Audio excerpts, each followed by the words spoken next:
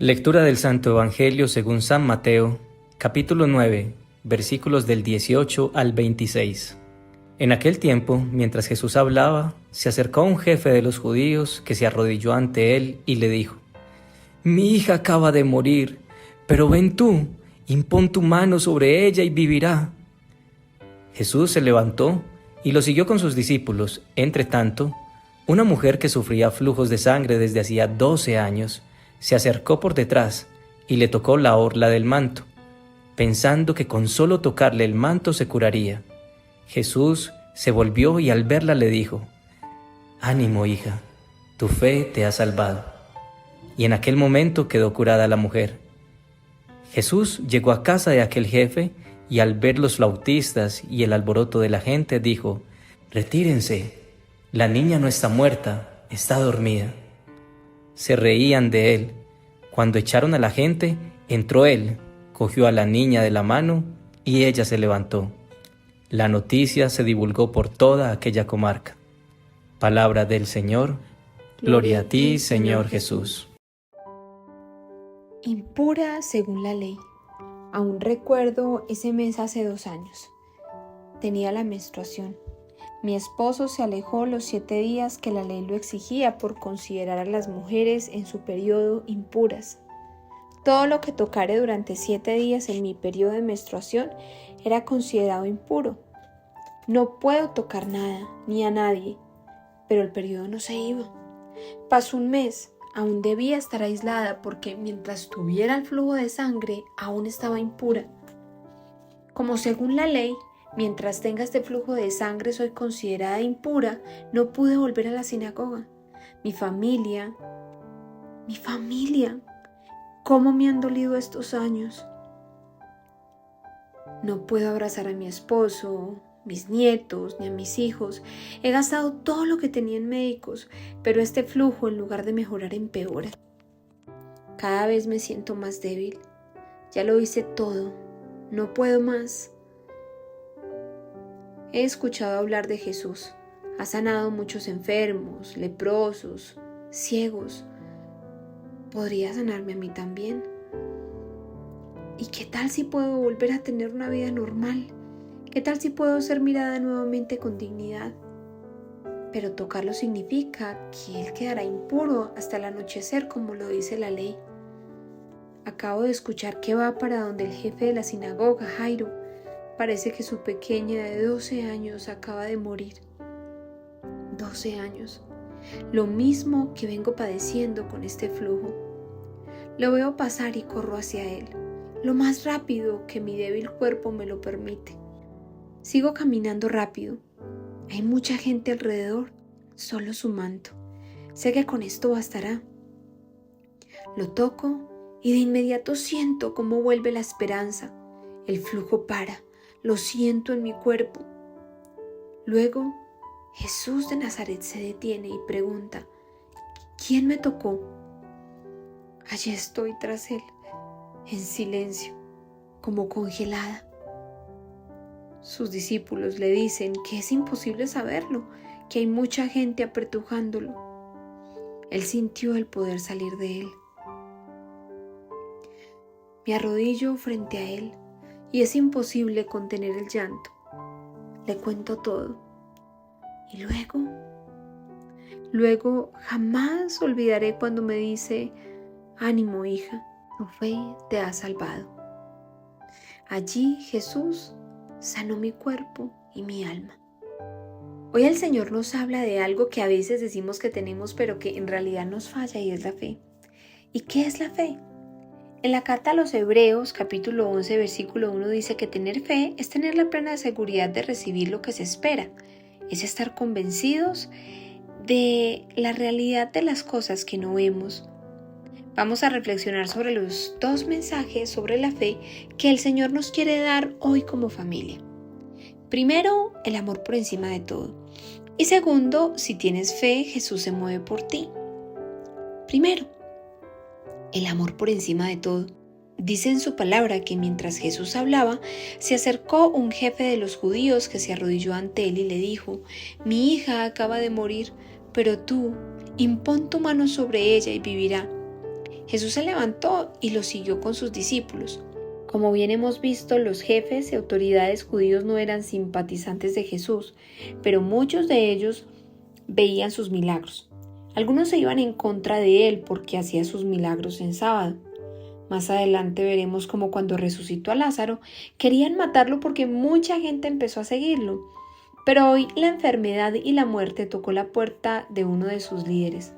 Cuando somos padres y sabemos que nuestros hijos están enfermos y más de muerte, estaríamos dispuestos a hacer lo que sea.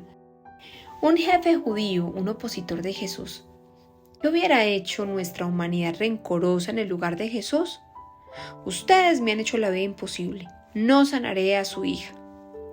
Gracias a Dios, Jesús no es como nosotros. Es un Dios lleno de amor.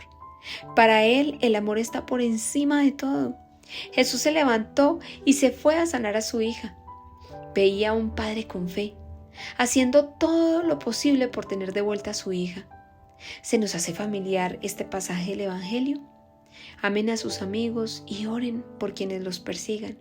Jesús definitivamente era verbo. Todo lo que decía lo hacía. El amor por encima de la rencilla. Somos muy imperfectos y aún así a veces pasa que hay padres que no hablan con sus hijos por años. Pero si uno de ellos cae enfermo, el otro sale corriendo a servir, a ayudar, a recuperar el tiempo perdido. Poner el amor por encima de todo implica ponerlo por encima de nuestra enemistad. Un compañero de trabajo te trata mal, pues no le devuelvas con la misma moneda. Paga el mal con bien. Ojo, pero sin perder tu dignidad. Tu esposo llegó de mal genio a casa, entonces respóndele con amor. Y no es que tu familia sea tu enemigo, pero en las situaciones sí, cuando estamos cansados, irritados o sentimos que nos lastimaron. Sé que esto suena muy bonito en el papel, en la vida real cuesta y mucho. Cuando vas manejando y alguien te grita en la calle porque considera que conduces mal, en esos momentos tenemos la opción de callar y recordar a Jesús o dejar que brote esta humanidad tan imperfecta. En estos momentos de fricción con otras personas afuera y dentro de nuestra familia y muy especialmente dentro, porque a veces es con nuestra familia con quienes somos más severos y menos compasivos, recordemos esta palabra: seamos misericordiosos como Dios es misericordioso.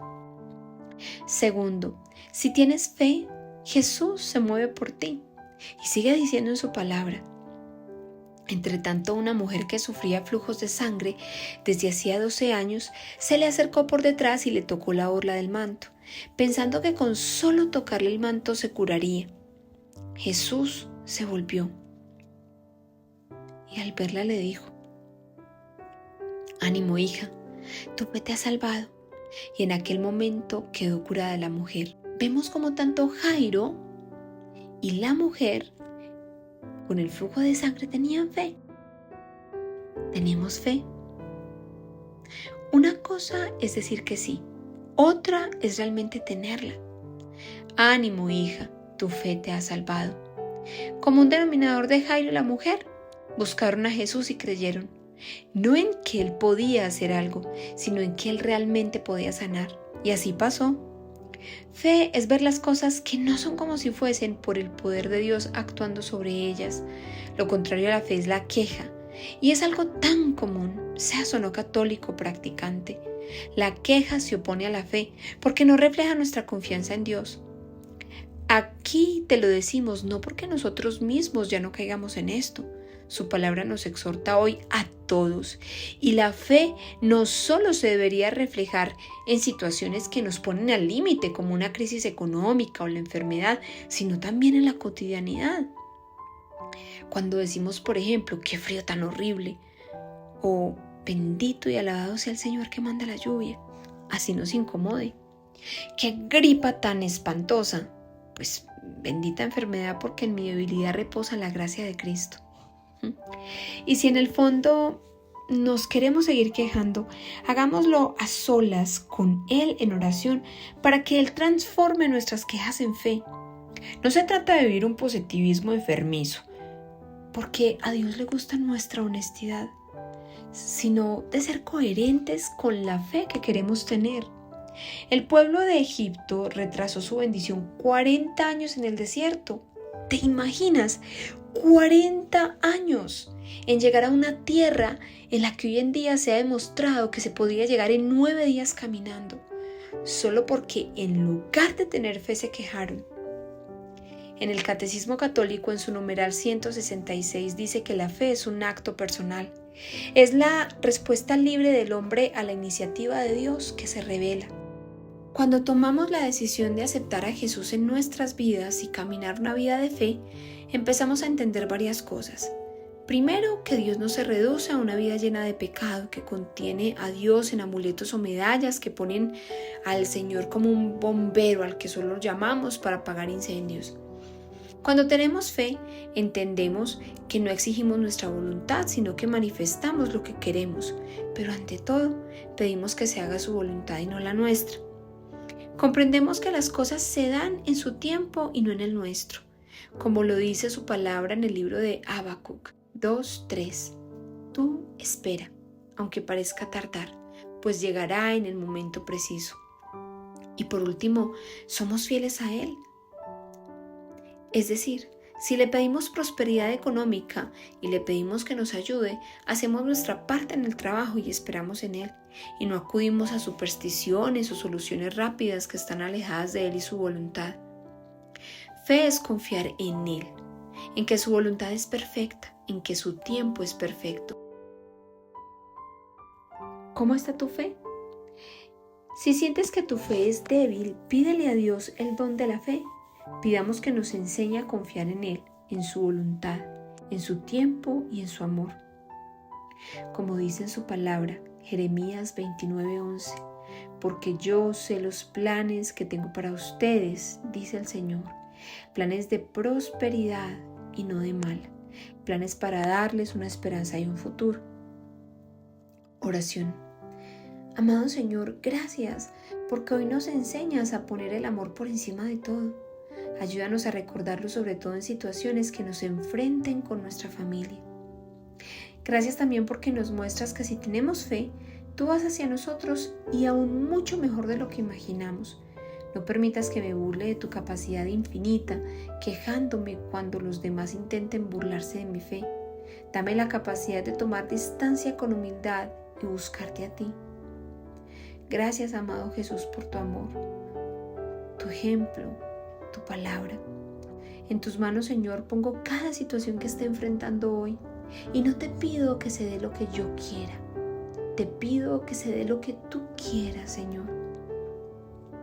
Amén. Oramos para que cada día sea Dios fortaleciendo tu fe y la fe de tu familia. Dios te bendiga.